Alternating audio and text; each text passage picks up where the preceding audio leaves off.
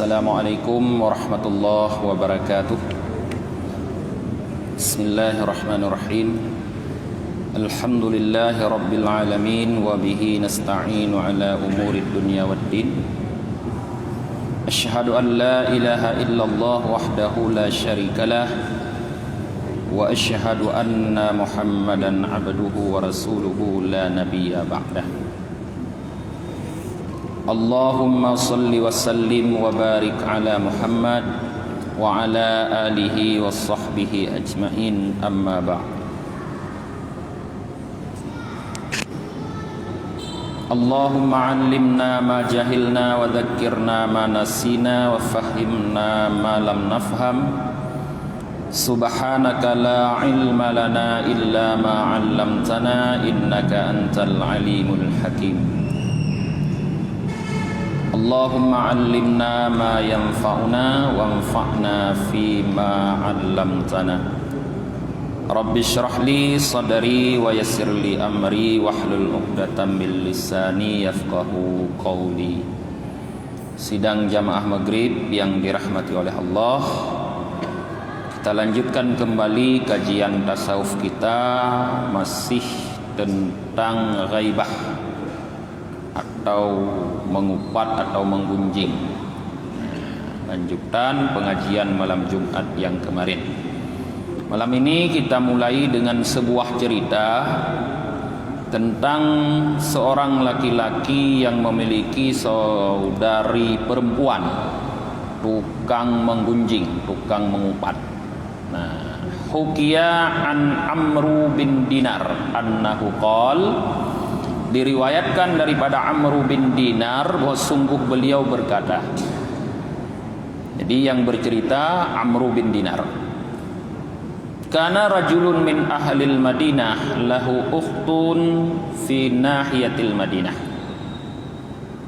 Ada seorang laki-laki penduduk kota Madinah memiliki seorang saudari perempuan di pinggir kota Madinah. Fashtakat fakana ya'tiha ya'uduha. Maka perempuan ini, saudari perempuan laki-laki tersebut merasa rindu kepada saudara laki-lakinya, taruhlah abangnya. Maka saudara laki-lakinya itu mendatangi saudari perempuan yang ada di pinggir kota untuk mengunjunginya. Tetapi setelah saudara laki-laki sampai di tempat saudari perempuan, thumma matat, saudari laki-laki perempuan ini meninggal. Mungkin rindu ingin bertemu kali terakhir dengan saudara laki-lakinya atau dengan abangnya. Maka meninggallah saudarinya yang perempuan tadi, dan abangnya wajahhazaha wa hammalaha ilal qabr. Maka karena abangnya sudah ada di situ, maka abangnya ikut mentazhidkan jenazah, mulai dari mungkin memandikan, mensalati, mengkafani, mensalati sampai membawanya ke kubur. Falamma dufinat, dikala penguburan telah selesai, raja'a ila ahliha, maka abangnya pulang ke rumahnya di kota Madinah. Tetapi tsumma dzakara anna lahu kaisan kana ma'ahu fadi'ahu fil qabr. Ternyata abangnya ingat bahwa abangnya membawa dompet. Kalau bahasa sekarang dompet, bahasa dulu kantong berisi uang. Ternyata kantong uangnya atau dompetnya tercecer atau jatuh dalam kubur waktu acara penguburan adiknya, ikut tertanam dalam kubur. Maka abangnya itu fasta'ana birajulin min ashabih, maka dia mengajak seorang laki-laki lain kawannya, ya, fa'atiya qabrah, maka keduanya mendatangi kembali kubur perempuan tadi, fanabashahu fawajadal kais, maka kubur itu digali, kemudian dompet atau kantong uang ditemukan dalam kubur itu. Setelah mereka menggali kubur dan dompet atau kantong uang dari abangnya sudah ditemukan, maka faqal, abangnya berkata lirrajul, kepada kawan laki-lakinya tadi, tanah anni, coba kamu menyingkir dari saya, hatta andura ala ayyi halin hiya, saya ingin tahu bagaimana keadaan saudara saya dalam kubur. Jadi tidak langsung ditutup kuburnya setelah digali, tapi ingin dilihat bagaimana jenazah atau mayat adiknya dalam kubur, apakah mendapat nikmat atau mendapat azab dari Allah Ta'ala. Nah, maka farafa'a ba'da ma 'alal lahdi, maka barang yang ada di atas liang lahat, mungkin kalau bahasa sekarang papan, tutupan atau apapun yang menutup liang lahat diangkat, dipindahkan sehingga nampaklah jenazah, nampaklah mayat tersebut.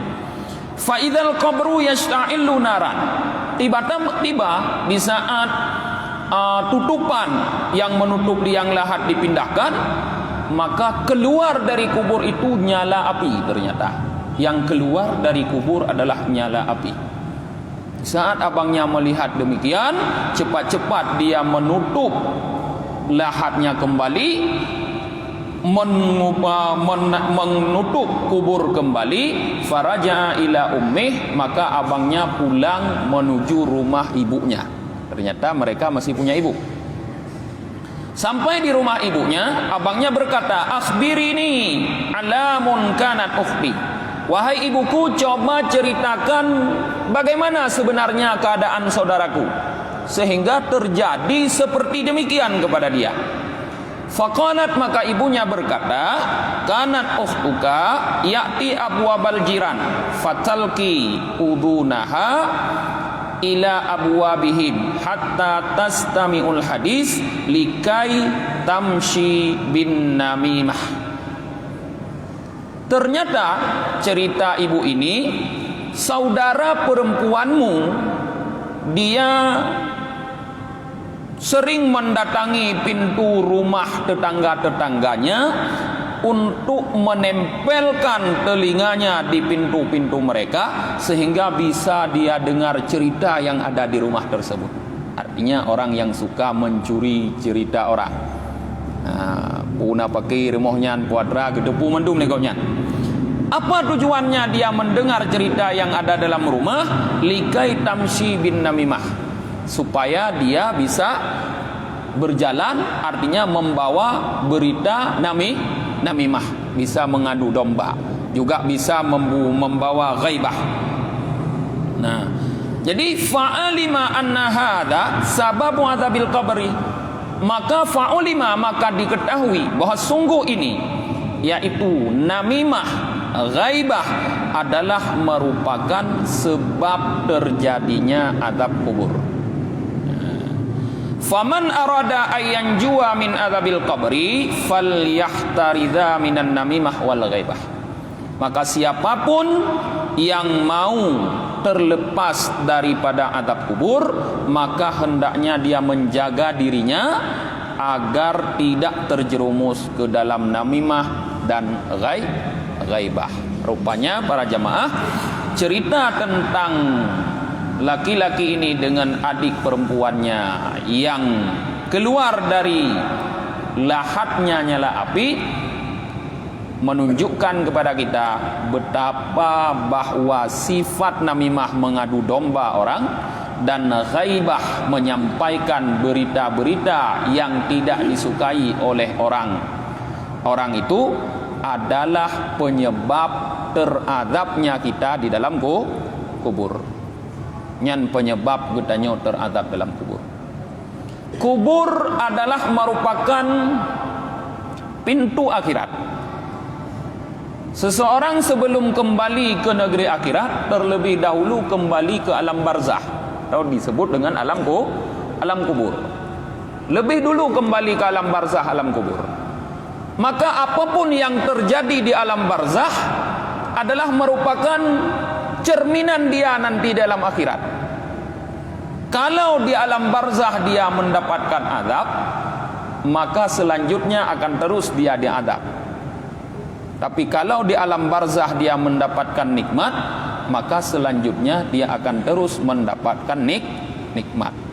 Maka sahabat sekaligus menantu dari Rasulullah sallallahu alaihi wasallam, Dzunnaurain, Utsman bin Affan, beliau sangat takut, bahkan sampai menangis apabila beliau mendengar cerita tentang azab kubur. Karena beliau tahu bahwa kubur adalah pintu akhirat. Apa yang terjadi dalam kubur cermin kepada kita nanti bagaimana nasib kita di akhirat. Kalau dalam kubur saja kita sudah disiksa, di akhirat lebih parah lagi kita akan tersiksa. Maka bentuk siksaan yang diberikan oleh Allah kepada kita dalam alam kubur dengan berbagai macam bentuk itu, penyebabnya adalah namimah dan ghaibah.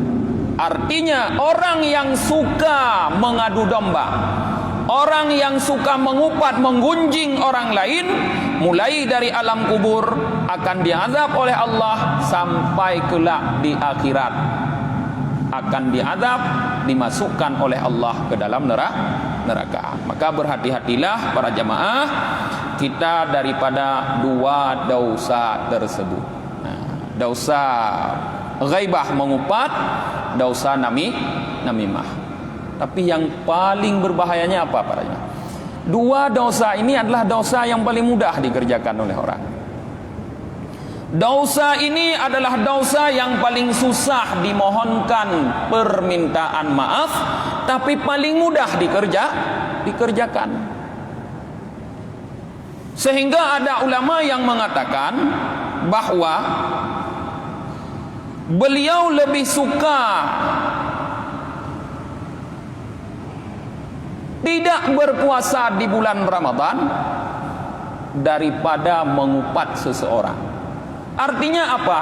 Menurut beliau lebih ringan kita berdosa tidak berpuasa di bulan Ramadan tapi mengupat daripada mengupat.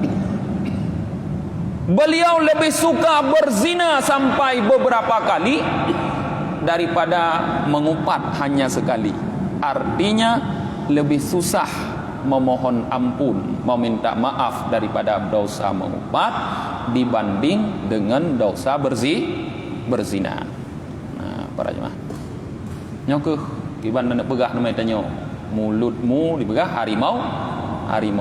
Artinya mulut kita dapat membakar kita, mencabik-cabik kita nanti di alam kubur seperti harimau yang mencabik-cabik orang yang ditemukan oleh harimau. Menan ngepegah para jemaah. Nah. Ya. Makanya dalam hadis yang disebutkan daripada Rasulullah, hadis diriwayatkan daripada Anas bin Malik radhiyallahu an, Rasulullah bercerita, marartu lailata usriyabi, kata Rasulullah, aku pernah melewati, kata Rasulullah, pada malam aku diisrakan. Artinya dia saat Rasulullah dibawa oleh Jibril dari Masjidil Haram ke Masjidil Aqsa. Ala aqwamin, terhadap melewati beberapa kaum, kata Rasulullah, yang mereka itu yakhmishuna wujuhahum bi adhafirihim, yang mencakar-cakar wajah mereka dengan kuku-kuku mereka. Jadi di saat Isra itu Rasulullah melihat beberapa kelompok orang sedang mencakar-cakar wajahnya dengan kuku. Wa yaquluna jaifah, bukan cuma mereka mencakar muka dengan kuku, tetapi mereka mengkonsumsi bangkai, kata Rasulullah. Dilihat oleh Rasulullah mereka makan bangkai. Nah, maka Rasulullah bertanya kepada ya Jibril, man haula'i ya Jibril? Siapa mereka Jibril? Qal, Jibril menjawab, haula'il ladzina ya'kuluna luhuman nas fid dunya. Mereka adalah orang yang memakan daging manusia di dunia. Apa arti memakan daging manusia? Yaitu mengupat manusia. Karena orang yang mengupat disamakan oleh Allah Subhanahu wa taala dengan memakan daging saudara kita yang mati. Nah, maka Allah nampakkan kepada Rasulullah sebagai pelajaran agar Rasulullah bisa menyampaikan kepada kita. Kemudian waqala Al-Hasan radhiyallahu an. Al-Hasan berkata, semoga Allah ridha untuk beliau, wallahi lal ghaibatu asra'u fi dinir rajulil mu'mini min aklati fil jasad. Demi Allah, kata Al-Hasan, sungguh mengupat, lebih cepat merusak agama seorang laki-laki yang mukmin daripada penyakit yang memakan tubuhnya. Artinya tidak berbahaya penyakit yang dapat merusak tubuh dibanding dengan mengupat yang dapat merusak agama. Kalau kita terkena satu penyakit, maka tubuh kita pelan-pelan akan rusak. Lama mungkin suatu penyakit merusak tubuh. Tapi mengupat, kalau sudah kena penyakit mengupat, tidak butuh waktu lama untuk merusak agama kita. Jadi perbandingannya seperti itu. Wa qala Abu Hurairah radhiyallahu an, Abu Hurairah radhiyallahu an berkata, yabsuru ahadukum al-quda fi aini akhihi wa la yabsurul jud'a fi aini nafsihi. Nah, ini sindiran. Seorang di antara kalian, kata Abu Hurairah, bisa melihat kotoran yang ada di mata saudaranya, tapi dia tidak bisa melihat kotoran yang ada di mata dirinya sendiri. Yang sindiran kepada tukang gunjing, tukang mengupat. Dia tahu, dia nampak melihat keburukan orang lain, tapi tidak nampak melihat keburukan dirinya sendiri. Sebenarnya menurut pandangan ulama tasawuf, pandangan orang-orang sufi para jamaah, bahwa orang yang suka mengupat, orang yang akhlaknya tidak baik seperti itu adalah mencerminkan hati yang tidak baik. Jadi di saat kita mengupat, menggunjing orang lain, menceritakan keburukan orang lain, itu mencerminkan bahwa hati kita yang buruk, hati kita yang tidak baik. Karena apapun yang terjadi pada anggota tubuh kita yang disebut dengan jawarih adalah merupakan pantulan apa yang ada di dalam hati. Maka untuk berhenti mengupat, yang perlu diperbaiki sebenarnya bukan mulut, tapi hati. Yang perlu diperbaiki hati, bukan mulut. Karena mulut ini adalah tentara, sedangkan panglimanya adalah hati. Tentara ini melaksanakan tugas apa yang diberikan oleh panglima. Maka kalau panglimanya baik, tentu tugas yang diberikan yang baik-baik. Tapi kalau panglimanya jahat, ya tugas yang diberikan yang jahat. Maka tenteranya menurut panglima, menyogot panglima, got tentera, menyobruk panglima, bruk dan tentera. Maka abah, jarok, kaki, seluruh anggota tubuh lagi dan nyonya tentara daripada panglima, yaitu hati.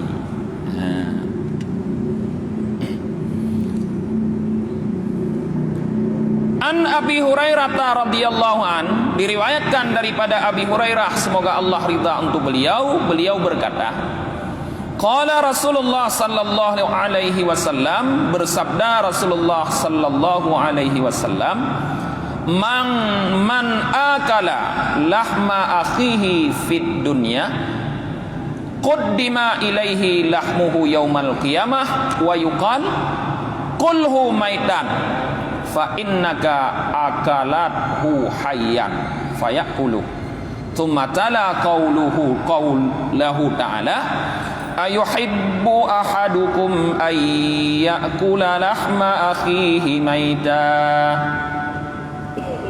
Rasulullah mengatakan, barang siapa yang makan daging saudaranya di dunia, maka akan dihidangkan kepadanya nanti daging saudaranya tersebut pada hari kiamat. Artinya, yang mengupat saudara idunya, maka daging saudaranya tersebut akan dihidangkan untuk kita nanti di akhirat, di hari kiamat. sambil dikatakan kulhu, kata Allah, makan daging ini, katanya. Nah, kulhu maitan, engkau makan daging ini dulu di saat dia dalam keadaan hidup. Kulhu maitan, makanlah daging ini dalam keadaan mati. Fa innaka, karena engkau akal tahu hayyan, dulu di masa dia hidup engkau makan dagingnya. Fayaqulu, maka orang yang mengupat memakan daging saudaranya yang dihidangkan. Sambil Rasulullah membaca, ayuhibbu ahadukum ayyakula lahma akhihi maita. Sukakah seseorang di antara kalian, kata Rasulullah, memakan daging saudaranya yang sudah menjadi bangkai? Ini firman Allah. Tentu kalau ditanyakan kepada kita, jawabannya tidak ada yang suka, kecuali manusia kanibal. Ya, yang paju hurungnya nikun kanibal. Berarti orang mengupat kanibal dia. Ya, kanibal dia mengupat. Mulutnya penuh dengan lumuran darah. Lumuran darah siapa? Lumuran darah saudara yang dimakan. Karena orang makan daging kan berlumuran darah. Karena daging yang dimakan bukan daging yang dimasak ini. Kanibal mana ada memasak daging, langsung dimakan dari tubuh orang. Kadang masih hidup langsung dimakan, berarti berlumuran darah. Maka orang-orang yang suka mengupat mulutnya kotor. Mana ada tanging mereka tanya kotor. Padahal kau kotor cukup kayak apa ke? Nah, walaupun sering sikat gigi, tapi bau karena bau darah. Waruya an Jabir bin Abdullah al-Ansari radhiyallahu an qal, beliau berkata, inna rihal ghaibah kanat tabinu fi ahdi Rasulillah sallallahu alaihi wasallam wa dzalika likillatiha. Bau busuknya ghaibah itu berbau busuk seperti cerita tadi. Bau busuknya ghaibah, kata Jabir, pada masa Rasulullah sallallahu alaihi wasallam itu menyebar. Jadi semua orang tahu kalau ghaibah itu busuk sekali baunya. Kenapa? Karena di masa Rasulullah ghaibah itu qillatiha, katanya jarang terjadi. Sangat jarang di masa Rasulullah orang mengupat. Sehingga di saat ada satu orang, dua orang yang mengupat, langsung tercium baunya. Artinya langsung ada orang yang mengatakan itu salah, itu tidak benar, itu keliru. Nah, orang peringat langsung karena meri backhab. Katanya boh bro, banda boh bro, khep dah. Nah, orang pegah juga dah boh ini, ai dah cium yo khep dah. Bujuk oh dia dah boh. Karena jarang orang boh bro ini. Rupanya kata boh bro. Rasa. Nah, tapi wa amma fi hadhil azman faqad kasurat ghaibah. Tapi pada zaman sekarang ini masa pengarang kitabnya atau masa urungnya. Sekarang masa tanya lebih lah, ya kan? Amma fi hadhil azman, adapun pada zaman ini faqad kasuratil ghaibah, maka sungguh banyak sekali terjadi ghaibah, pergunjingan. Wamtala'at anwafu minha, hidung-hidung sudah terpenuhi semua dengan bau ghaibah. Fala tatamizu raihatuha, maka hidung tidak dapat lagi membedakan bau busuknya ghaibah. Urajih merikap karena jarum. Ino kata ring terjadi anak merikap leh. Ya kan? Anak merikap. Gebuh bandingan gimana? Wa mislu dzalik kamasali rajulin dakhala dara dubbaghin. Perumpamaan itu seperti seorang laki-laki masuk ke rumah tukang penyamak kulit. Urang sama kulit binatang. Di rumah gonyan penuh dengan kulit binatang dong ke sama. Kulit binatang kan kep, kulit lemah, leher ura, perut ura, kaganan, asai mamegang ke tempat rumah gonyan mandung kulit lemah ke sama gonyan. Cukup kep ber rumah ke. Nyan menyotroh katanya rumah kau nyan gepegah falam yakdur ala kirari fiha min asyaddi raihati wanat seniha. Kita tidak akan sanggup tinggal di rumahnya sebentar pun karena sangat baunya dan sangat busuk bau daripada kulit-kulit yang disamak tersebut. Tetapi wa ahluhal muqimu fiha yakulut ta'am wa yashrubu fiha. Tetapi keluarga orang itu tetap tinggal di situ, tidak ada yang pindah. Bahkan mereka makan di rumah itu, minum di rumah itu. Kenapa? Wala yatbinu lahum raihatal matnah mantinah, dan mereka tidak pernah mencium bau busuk tersebut. Kenapa? Li'annaha mala'at amwafuhum, karena hidung mereka sudah terpenuhi dengan bau itu. Fakadzalika amrul ghaibah fi ayyamina hada. Seperti inilah perkara ghaibah pada zaman kita. Yang tabuh contoh lain yang mungkin payah mumpumnya macam. Tanya urung mekangkoi patai. Engkut ke mana? Kok ke orang mekangkoi. Tanya om thui nam thui jit terus tiro urung mekangkoi ke no. Nyan ayo manoi le, bet deng duk saja tanya. Kep. Tapi ide pasai sampai gero ke, hanam tiro yang thui ngon. Ya wa ko dak khem ka hana apa kon. Karena mendum hidung kamu bebe, bengkot mendum, darah bengkot kamu jampu mendominan. Jadi hana kep le. Tapi mu nyotroh mu tujit, tajan tanyo kep urung nyan. Karena jarung na urung yang muka angkut guna ge aduk lama tujit kep urung nyan. Nyan munan ke pegah ghaibah jino. Pakon ghaibah nyan hana kep le jino. Karena hidung tanyo kabeh punoh ngemberai ghaibah tu. Artinya begitu sekarang sudah dianggap biasa mengupat. Pakon biasa karena kamandu mengupat. Idrona mengupat, ilung mengupat, urung jeh mengupat. Jadi anak thot tham de kebiasaannya mengupat. Ya kan? Urung jahe mengupat, urung malim mengupat, mandu mengupat. Kebiasa. Dan pegah urung jahe, urung malim pe mengupat. Thot nak tham malam. Nah, hai mengupat mundur malim tapi malim ke. Urung malimnya pegah urung malim je, urung jahe pi munan. Nak thot tham di sehingga biasa mengupat. Tapi bukan berarti karena sudah biasa benar. Yang beda pikirnya. Baik dan membenarkan yang biasa. Karena orang pegah jangan membenarkan yang biasa, tapi biasakan yang benar. Baik asal biasa kada pikir je nyo. Alah po yang ada tengku kena tengok umpat. Ya ada pikirnya. Baik walaupun tengku nang umpat, umpatnya dosa.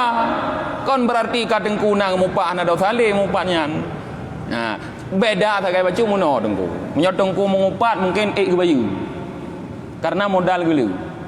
Nyokon bela tengku. Tapi bandingan. Itanya modal denit, dia ngumpat ngampu dan nak bayu. Sebab kalau dah kun malam Jumaat, malam Minggu yang kau ikut, bahwa orang yang mengumpat seperti orang yang melempar ke kiri ke kanan. Artinya amal baiknya dibagi-bagikan untuk orang yang diupah. Menyotongku yang mengumpat. Mungkin meratip ledai kau nyan, ya kan? Terukah berat lu, tumbuh tering kau nyan. Kalau ledai amal ibadah, tep kejuk. Nang upat dron, kejuk dron bacut, upat urungnya, kejuk punya bacut, upat urung je, kejuk gede bacut. Ate habis kejuk mantong tinggal. Karena ledai. Itanya baruh dua dro tajuk urung dah upat kabeh. Nyok kabeh, gejoklah dosa urung dah upat, kejuk gedah. Tanya, yang dengku bet nu ikut merangkah ho dengku. Nah, menyona tengku mumpat ben ikut orang kau. Igop nyan apa engkai ke hirono hana. Nya sama ti lagi tanya bisnis, kadang igop tang mung bini cocok dak pah dak yang mung leba. Rupanya igop sik bengkai tanya han sik bengkai.แต่tang igop mekat wa kide nyopah lang dak mekat nyo mangan. Mangai dak mengpeng dak mekat. Nah, igop na modal 1 miliar. I mekat ya lui sewa kide. Lui putamong i pegok rak-rak, mentong na peng ngom barang. Itanya lu dah sewa gede rak anangan pegon. Ya kan? Kabeh ton-ton anak lu rak lom. Kide kai jok pulang. Pangkai-pangkai ah. Pangkai-pangkai habis. Ya kemana ni tanya? Jadi baik ikut-ikut menangga ho ah. Anjib mengupat. Olehnya qala Ka'ab radhiyallahu an qara'tu fi ba'dil kutub. Ka'ab semoga Allah ridha untuk beliau berkata, aku membaca dalam sebahagian kitab-kitab anna man mata taiban minal ghaibah kana akhira may yadkhulul jannah, bahwa orang yang mati ya, yang dia sudah bertaubat daripada ghaibah, artinya dulu dia pernah mengupat tapi sekarang sudah bertaubat. Sebelum mati dia sudah bertaubat tapi pernah mengupat, maka kata Ka'ab, karena tertulis dalam kitab-kitab yang beliau baca, orang tersebut akan menjadi orang yang paling terakhir masuk surga. Masuk surga karena hanali dosa ke pampun. tapi paling terakhir. Nah, sebaliknya waman mata musirran 'alaiha kana awwala may yadkhulul nar. Siapa yang mati, dia tetap dalam mengupat. Artinya tidak pernah atau belum bertaubat, belum sempat bertaubat, sudah mati. Karena adalah dia orang yang paling pertama masuk neraka. Nah, urung mupat. Ada kata taubat pi mentong bahaya. Igop ka awai tamong surga, danyo mentong ini trip tat. Trip ku pariksa, urung mengupat. Ada kata taubat tetap menjadi orang paling terakhir masuk neraka surga. Apalagi tidak bertaubat, orang yang pertama masuk neraka. Kajuk piuhnya. Yang tapi ada pegah piuh, roleh lom dah. Tapi piuh tak pegah sampai pi. Piuh tak pegah harus pegah sampai piuh. Karena taubatnya harus habis-habis danyo para jemaah. Danyo hana sepi dari dosa. Tentu katanya terus jatuh dalam dosa. Karena terus jatuh dalam dosa, maka harus terus bertaubat. Rasulullah mengatakan, wallahi inni la atubu ilallahi fil yaumi mi'ata marrah. Demi Allah, kata Rasulullah, aku bertaubat kepada Allah setiap hari itu 100 kali. Padahal kita sama-sama tahu bahwa Rasulullah sudah dijamin oleh Allah tidak berdosa. Apa yang sudah lalu diampuni, apa yang akan datang Artinya tidak ada Rasulullah lagi melakukan dosa atau berdosa. Tidak ada. Tidak berdosa Rasulullah, tapi terus memohon ampun kepada Allah setiap hari minimal 100 kali. Tanya padik go na talaga ampun tiurotima lam. Segala keampunnya astaghfirullah tanya biasa dakun. Padik go astaghfirullah tanya tiurotima lam. Paling lego lu semayang luhu, lego lu semayang asar, lego lu semayang maghrib, lego lu semayang isya, lego lu semayang subuh. Yan. Mau belago dengan. Tantang kon lu dosa Rasulullah ngadanya. Pui gadanya tantang gadanya yang kali gue pegah oleh Allah, gue ampun dosa yang awal, dosa yang akhir. Nyo maknanya para jemaah, kita harus lebih banyak lagi. Minimal seperti Rasulullah 100 kali, maksimal tidak terbatas untuk memohon ampun kepada Allah. Orang yang memohon ampun terus-menerus kepada Allah, sekalipun terjatuh lagi ke dalam dosa, bahkan sampai 70 kali dalam satu hari dia kembali dalam dosa, tapi terus memohon ampun, maka dia tidak akan dicatat sebagai musirran ala dunub, orang yang berkekalan dalam dosa, tapi dia dicatat sebagai orang-orang yang diampuni dosanya. Karena hana tahu jamin katanya hana berdosa. Hana yang jamin katanya hana berdosa, maka harus terus bertobat. Lu dah tobat tinggal berdosa lam, lu tinggal tobat lam, berdosa lam, tobat lam, berdosa lam, tobat lam, berdosa lam. Setiap dosa kemudian dibarengi dengan tobat, maka dosa tersebut diampuni. Artinya dosa yang lakukan setelahnya bertobat diampuni.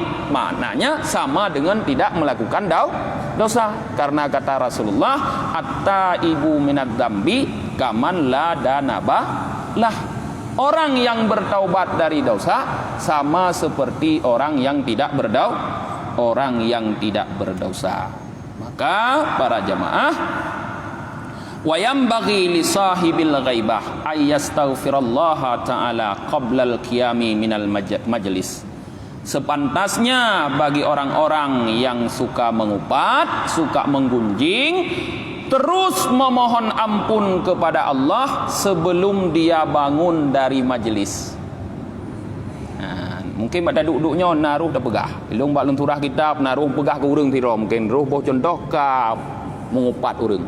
Nyan segolom bangun dari majlis, mohon ampunlah kepada Allah. Maka ada diajarkan doa kafaratul majlis. Subhanakallahumma wa bihamdika wa nashhadu an la ilaha illa anta wa nastaghfiruka wa natubu ilaik. Agar apapun yang terjadi di majelis kita tadi, dosa-dosa itu terampuni.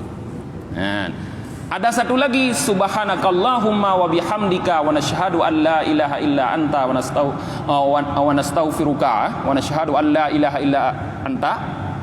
Yang biasa kita dengar kedua. Yang biasa dengar dia berdoa. Kan. Subhana rabbika rabbil izzati amma yasifun. Itu doa sebagai penyempurna pahala yang terjadi dalam majlis. Maka bagus di setiap akhir majlis kita akhiri dengan doa tersebut. Bisa dikatakan dua doa itu doa akhir majlis. Satu kafarah terhadap dosa, satu itmamus sawab, menyempurnakan pahala daripada apa yang kita lakukan. Wa qabla an tasila ilal mughtab, dan hendaknya orang yang mengupat itu bertaubat sebelum ghaibahnya, upatannya, gunjingannya itu sampai kepada orang yang digunjing. Li'annahu idza taba sahibul ghaibah qabla wusuliha ilal mughtab tuqbila taubatuh. Karena apabila orang yang mengupat bertaubat sebelum gunjingannya sampai kepada orang yang digunjingi, itu diterima taubatnya oleh Allah. Artinya tidak perlu dia harus minta maaf kepada orang yang diupat kalau upatannya belum sampai kepada orang tersebut. Nah, amma idza balagathu, tapi kalau sudah sampai, fala yurtafa'u anhul isma bitaubah ma lam yaj'alhu fil hal. Maka tidak akan terangkat dosanya dengan taubat sebelum dia meminta halal kepada orang yang diupat. Payah yang merumpok ngau dengan taubat leke maah baru terangkat dosa. Kadzalika idza zana bimra'atin laha zauj, seperti itu pula dosa apabila kita berzina dengan seorang perempuan yang punya suami, selingkuh dengan istri orang. Fabalaghahul khabar la yurtafa'u bitaubah malam yaj'alhu fil hal. Maka tidak akan diterima juga taubat daripada berzina itu apabila berzina dengan istri orang lain dan suaminya sudah tahu sebelum kita minta halal kepada suaminya. Paling yang payah. Yang lebih berat lah. Amma tarkus salah wa zakah wa saum wal hajj fala yurtafa'u bitaubah. Adapun dosa meninggalkan salat, meninggalkan zakat, meninggalkan puasa, meninggalkan haji, maka beberapa dosa ini tidak terangkat dengan taubat. Tidak bisa semata-mata bertaubat. Nah, tinggal semayang roje. Taubat jino leke klik ba Allah, leke ampun, han ge pemaah, han ge ampun. Bal bi qada'il faiti min zalik. Baru terangkat dosa dengan mengqada yang luput daripada demikian. Tinggai sembahyang qada, tinggai puasa qada, tinggai haji qada, hana bayu jakut ka qada, baru gepe ampun. Karena watai kabeh tutup pengajian tanya udah baca doa akhir majlis. Subhanakallahumma wa bihamdika wa nashhadu an la ilaha illa anta wa nastaghfiruka wa natubu ilaik. Subhana rabbika rabbil izzati amma yasifun wassalamun alal mursalin walhamdulillahi rabbil alamin. Sallallahu ala Muhammad sallallahu alaihi wasallam. Sallallahu ala Muhammad sallallahu alaihi wasallam. Sallallahu ala Muhammad ya Rabbi salli alaihi wasallim.